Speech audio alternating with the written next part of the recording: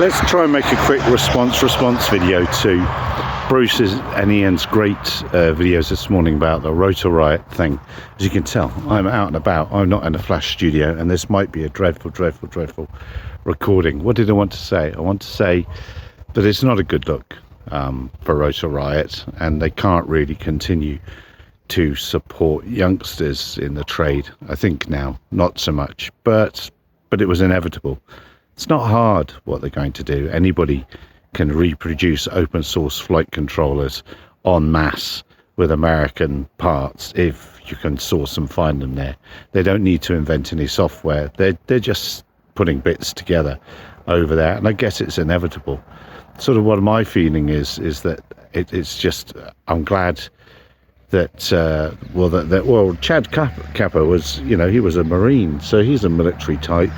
And I'm glad it's a couple of steps removed from flight tests now. But of course, flight tests, their build techniques have led to the most successful fixed-wing drone in Ukraine. That Corvo thing from Australia, that's built using flight test foam and flight test build techniques.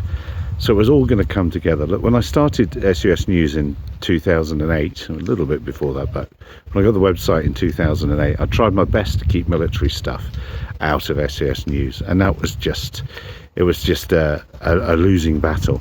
And what I knew then, though, was that sub 20 kilos, the small stuff, that's why SUS News is SUS News, because I knew the small stuff. I had an inkling that the small stuff was where it's going to be, and here we are today. Yesterday the Swedish Navy cancelled a contract for some fairly large helicopter drones that fly off the back of ships.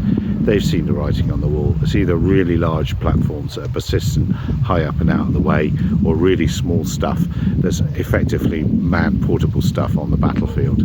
So, am I disappointed? Am I surprised? I'm not any of the above. But I don't see how Rotor Riot can keep going with the civilian stuff, the youngster stuff, now that they're a military supplier.